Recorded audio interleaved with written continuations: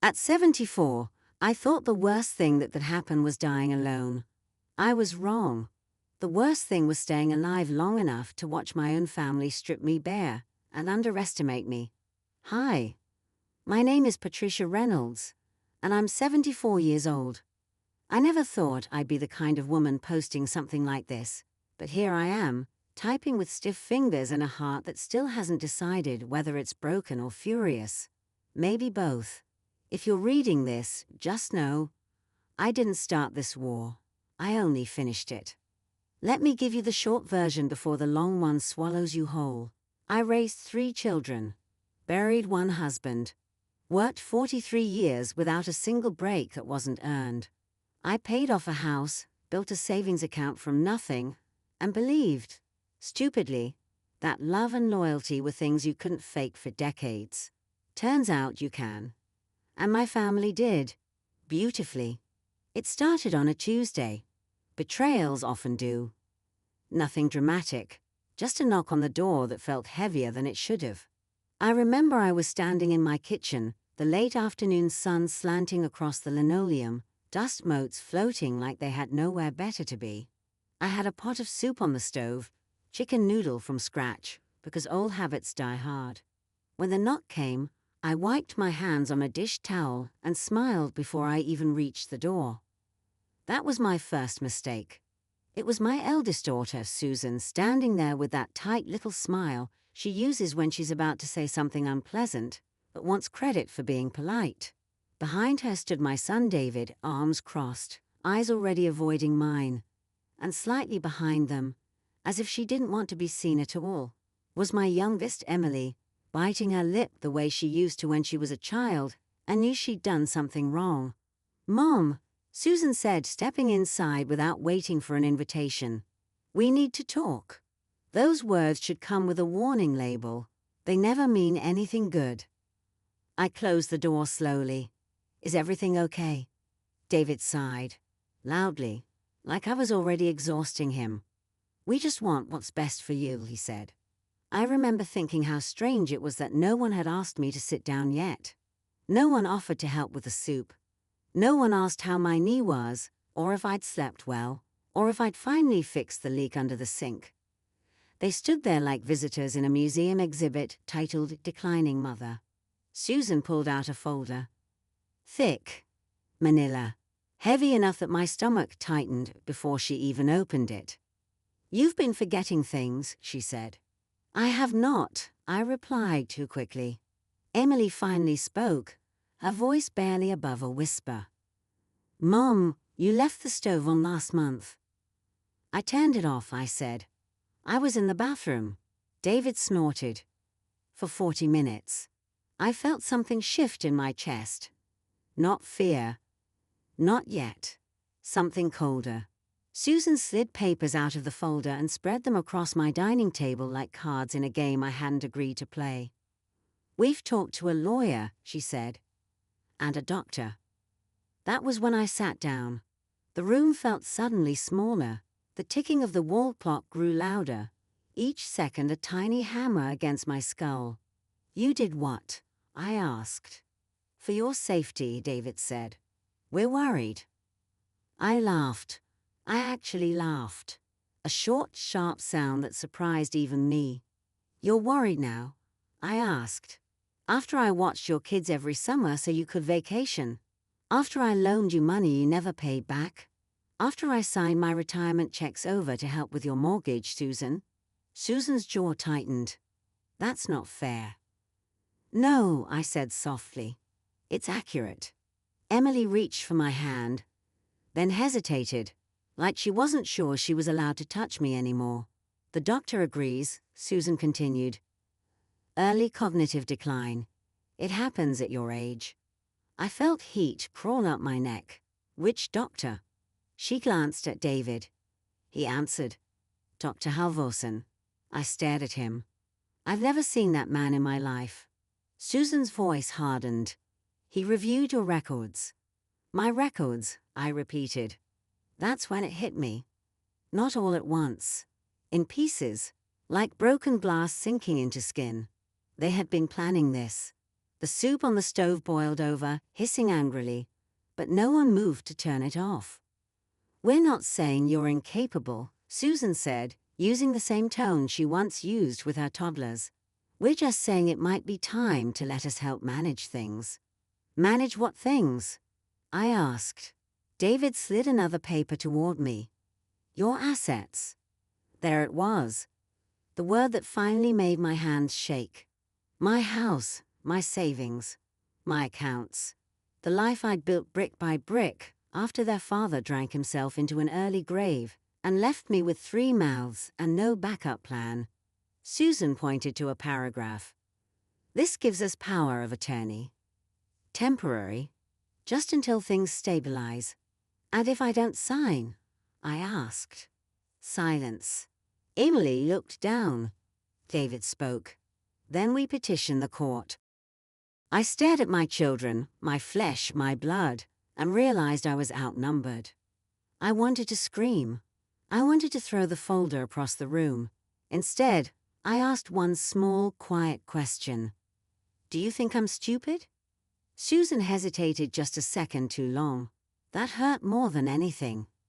I didn't sign that day. I told them I needed time. They exchanged looks like they'd expected resistance, but not for long. Susan hugged me before leaving, her arms stiff, her perfume unfamiliar. "We love you," she said. The door closed behind them, and the house felt hollow in a way it never had before. That night, I didn't sleep. I sat at my kitchen table with a cup of cold tea, staring at the papers they'd left behind for me to review. I read every word. Twice, then 3 times. And that's when I noticed it. A clause, buried deep, something they assumed I wouldn't understand. Something that transferred control immediately upon signature, not gradually. Something that would allow them to sell my house without my consent. My hands stopped shaking. Because right then, in the quiet hum of my old refrigerator and the shadowy glow of the stove light, I remembered something my family had clearly forgotten. I might be 72, but I am not helpless.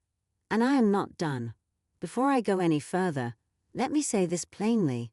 The moment you realize the people you trusted most are quietly counting the days until you're no longer a problem, something inside you sharpens. It's not rage at first. It's clarity. The next morning, I woke up before dawn. Not because I slept well, I didn't, but because my body has always known when it's time to work. The house was silent in that deep, pre-sunrise way, the kind of silence that feels like it's holding its breath. I padded into the kitchen, made coffee the way my late husband used to like it, strong, black, unforgiving, and sat at the table with those papers spread out again. I read them slowly this time, not like a frightened old woman, but like the bookkeeper I once was. Because here's another thing my children forgot. Before I was mom, before I was grandma, I was the woman who balanced accounts down to the penny for a manufacturing firm that would have eaten my kids alive. I know contracts. I know tricks. And I know when someone is trying to rush you so you don't notice the knife. They wanted control immediately. Total control. The power to move funds, close accounts, sell property for my benefit. There was language in there so vague it might as well have said, "Trust us." I snorted into my coffee. Around 9, Susan called. "Mom, have you thought about it?" She asked, voice overly cheerful, too cheerful, the kind of tone people use when they think the outcome is inevitable. "I have," I said. "And?" "I'm not signing anything yet." A pause. I could picture her pinching the bridge of her nose, already irritated. "Mom, we talked about this. You're not thinking clearly." I stared out the window at my backyard, the apple tree I planted when David was born, the fence I repaired myself after my husband died because I couldn't afford to hire anyone. "I'm thinking perfectly clearly," I replied, "which is why I've made an appointment with my own lawyer." Dead silence. "You." "What?" she said. I said I'm seeing a lawyer.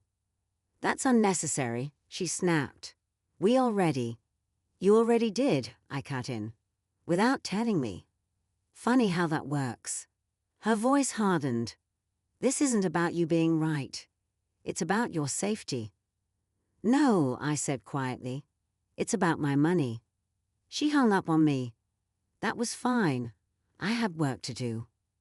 I put on a decent blouse, brushed my hair, and drove myself, yes, myself, across town to an office I hadn't stepped into in nearly 20 years. The sign read Harold and Finch, attorneys at law. Harold was long dead. Finch was retired.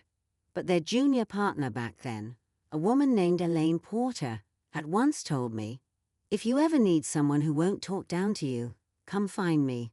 So I did. Elaine was older now, hair gone silver, glasses perched low on her nose. When she looked up and saw me, her eyebrows lifted in surprise, and then recognition. Patricia Reynolds, she said. Well, I'll be damned. I smiled, but it didn't quite reach my eyes. I wish this were a social visit. An hour later, I had told her everything. The doctor, the papers, the pressure, the way my children looked at me like I was already half gone. Elaine didn't interrupt. She just listened, occasionally jotting notes, her mouth tightening as the picture became clear.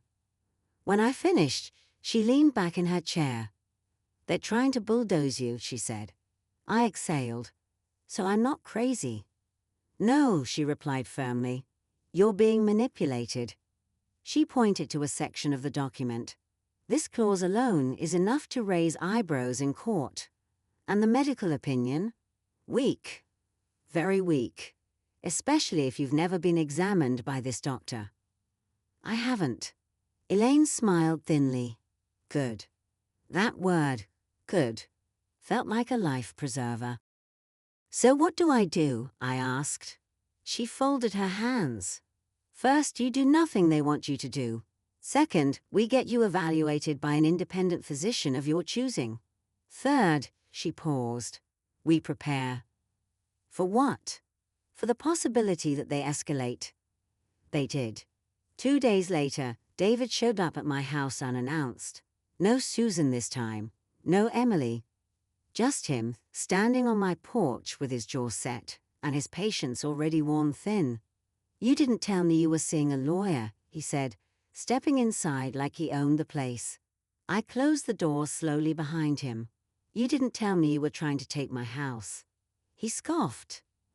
That's not what this is. Then explain it to me, I said. Slowly. He ran a hand through his hair, pacing. You're not safe on your own anymore. I drove myself yesterday, I said. Where were you? That's not the point. It is when you're calling me incompetent. He stopped pacing and looked at me, really looked at me, and something ugly flickered across his face. You don't need all that space, he said. The house is too big for you. There it was. My house, I repeated. Our childhood home, he corrected. I laughed. I couldn't help it. Funny. I don't remember you paying the mortgage. He clenched his fists. We're trying to help you. No, I said, stepping closer. You're trying to help yourselves. His voice dropped.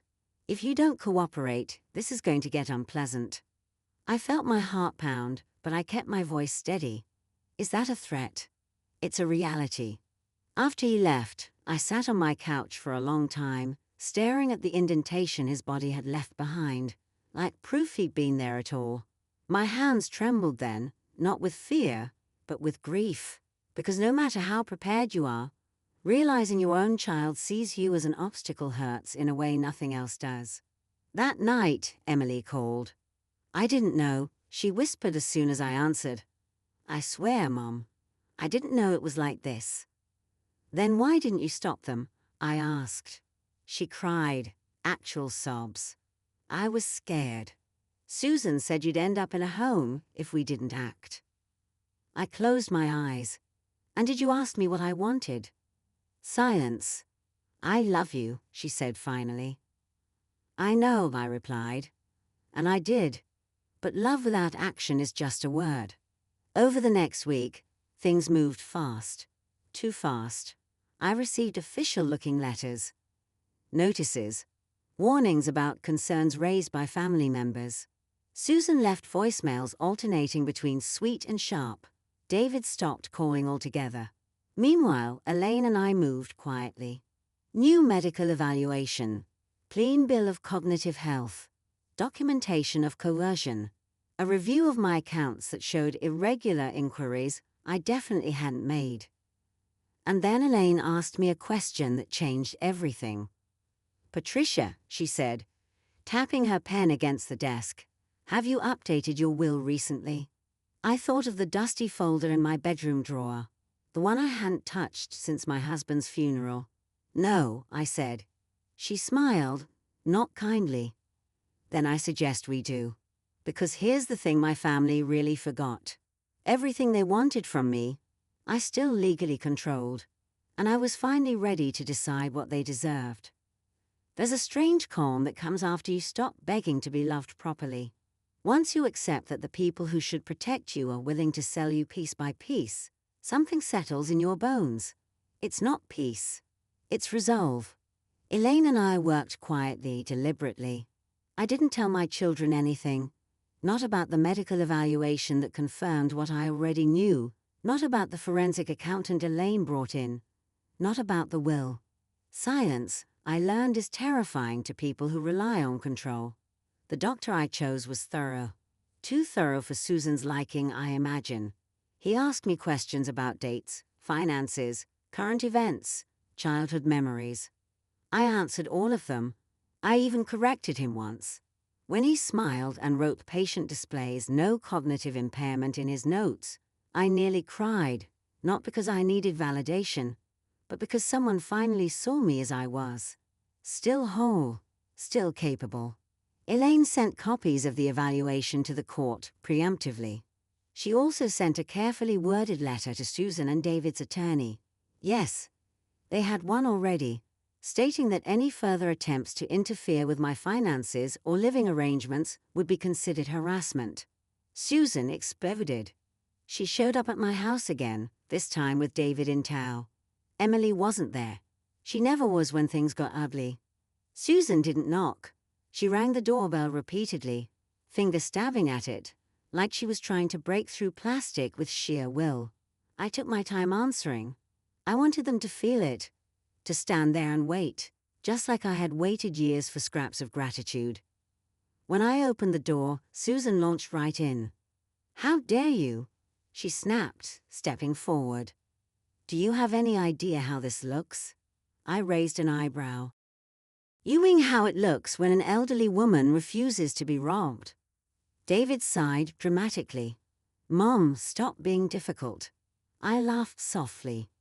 "You know what's funny? You never called me difficult when I paid for your kids' braces." Susan's face flushed. "This isn't about money." "Then why are you so angry about losing access to mine?" I asked. They both froze for half a second. Not long, just enough. Susan recovered first. "You're being manipulated," she said, pointing a finger at me. "That lawyer is filling your head with nonsense." "No," I replied calmly. "She's helping me protect myself. Something you should have done." David stepped closer, lowering his voice. "If you don't stop this, we'll have no choice but to move forward with guardianship proceedings." I met his eyes. "Go ahead." He blinked. "What?" "File whatever you want," I said. "I'll see you in court." Susan stared at me like she was seeing a stranger. Maybe she was. Maybe the version of me that folded laundry quietly and never asked for anything had finally died. "You're making a mistake," she hissed. "No," I said. "I made my mistake years ago. This is me fixing it." They left furious. The door slammed hard enough to rattle the picture frames. I stood there for a moment, heart racing, then slowly slid down onto the couch and pressed my palms to my face. I wasn't unscared. Don't let anyone tell you revenge or self-defense feels good all the time. It hurts. It aches. It forces you to grieve people who are still alive. That night, Emily called again. "They're saying you've turned against the family," she said softly. "I didn't turn against anyone," I replied. I just stopped lying down. She was quiet for a long moment. Susan says you're cutting us out. I closed my eyes. I'm protecting myself. That's not the same thing, she whispered. It is when no one else will, I said. The will took weeks. Elaine was meticulous. Every clause considered. Every possibility accounted for. I decided who would receive what. Not out of spite alone, but clarity. Susan would get exactly $1, David $2. Elaine explained it wasn't cruelty, it was strategy. A clear sign of intent. No ambiguity. No grounds to contest. Emily, that was harder. I loved her. I still do. But love without courage had almost cost me everything. I left her a modest sum, placed in trust, released only if she sought counseling. It wasn't punishment. It was a boundary. The rest went where my children never thought to look. To my church's food program. To a scholarship fund at the community college where I once took night classes. To a women's legal aid organization Elaine recommended. And my house. That stayed with me. Until the day I chose otherwise. The court date came faster than I expected. Susan and David pushed forward with the guardianship petition, convinced I'd crumble under pressure. They brought their lawyer. I brought Elaine. And my doctor. And bank statements. And timelines. And evidence of coercion. Susan cried on the stand. Big tears. Shaky voice. She talked about concern and fear and wanting what's best for Mom. The judge listened politely. Then Elaine stood. She dismantled them piece by piece. The unauthorized account inquiries, the rushed legal documents, the doctor who'd never met me, the emails Susan had sent David discussing moving quickly before Mom gets suspicious. Susan's crying stopped. David wouldn't look at me. When the judge ruled in my favor, dismissed the petition entirely, I felt something lift off my chest that I hadn't realized I'd been carrying. But the real moment came afterward. In the hallway outside the courtroom, Susan rounded on me. "You've ruined this family," she spat. I looked at her, really looked, and felt nothing but a sad sort of clarity. "No," I said quietly. "I survived it. That should have been the end." It wasn't. Because when people realize they've lost control, they don't always walk away. Sometimes they get desperate. Desperation has a smell. Sharp. Sour. Like fear trying to disguise itself as confidence. I could smell it on Susan weeks before the final blow came, lingering in her clipped voicemails, and the way David suddenly reappeared in my life with a smile that didn't touch his eyes. They didn't stop after court. People like that rarely do. At first, it was small things. A neighbor mentioned Susan had stopped by just checking in. My bank called to confirm a suspicious request to reset online access, one I hadn't made. My mailbox started arriving half empty, envelopes torn just enough to suggest accidents. They were probing, looking for cracks, and I let them think they found one. I started acting, tired. When Susan called, I let my voice waver. When David texted, I waited hours before replying. I mentioned, casually, that managing everything alone was harder than I expected. I told Emily I'd been forgetting appointments, that maybe Susan had been right to worry. Elaine raised an eyebrow when I told her. "You're baiting them," she said. "I'm inviting them to finish what they started," I replied. The call came 3 weeks later. Susan, crying again, softer this time, controlled. "Mom," she said, "we don't want to fight anymore." I leaned back in my kitchen chair, watching sunlight crawl slowly across the floor. "Neither do I." A beat, then relief in her voice. "Maybe we all handled things wrong." "Maybe," I agreed. She proposed a family meeting. Neutral ground. Her house. Just to talk. David would be there. Emily too. No lawyers. I said yes. Elaine didn't object. She only smiled that sharp little smile of hers and slid a folder across the desk. "Then let's make sure this is the last meeting you ever need." The night of the dinner, I dressed carefully. Nothing dramatic. Soft cardigan. Pearl earrings my husband once bought me with his first bonus. I wanted to look like the woman they thought they could overpower. The woman they underestimated. Susan's house smelled like roast chicken and lemon cleaner. Normal. Too normal. Emily hugged me tightly when I arrived. David kissed my cheek like a politician greeting a voter. Susan poured wine. I noticed she didn't pour much for me. We sat. We ate. We danced around the truth like professionals. Then Susan cleared her throat. "Mom," she said gently, "we've been thinking. Maybe it's time to simplify things." There it was. David leaned forward. "You don't need to live alone. We could sell the house, get you somewhere comfortable." Emily watched me, eyes wide, silent. I folded my napkin slowly. My hands were steady. "I agree," I said. Susan's breath caught. David smiled. "I think it's time to simplify," I continued. "Which is why I already have." Susan frowned. "What do you mean?" I said calmly, "the house is no longer part of the equation." The room shifted. David's smile faltered. "What?" "I sold it," I said, "last week." Silence slammed down hard. Susan shot to her feet. "You can't do that." "I already did," I replied. "Closed. Cash sale." David's face went pale. "Where's the money?" I met his eyes. "Not where you can reach it." Susan's voice rose. "You said you were struggling. You said you needed help." "I said what you needed to hear," I replied. Emily whispered, "Mom." I turned to her, softer. "I'm safe." Then I stood. "There's more," I said. I updated my will. Susan's mouth opened. "Closed." "I left each of you exactly what you earned," I continued. Susan, David, $1 each. David slammed his hand on the table. "You vindictive." Elaine stepped out of the hallway. "Yes, Elaine." Susan screamed. "Hello," Elaine said pleasantly. I was invited. The color drained from Susan's face. Elaine placed copies of documents on the table. Trusts, transfers, recordings, legal ones, evidence of attempted fraud, of mail interference, of another guardianship attempt drafted but never filed. "I suggest," Elaine said, "you read these carefully before deciding what you say next." David sank back into his chair. Susan's voice shook. "You planned this."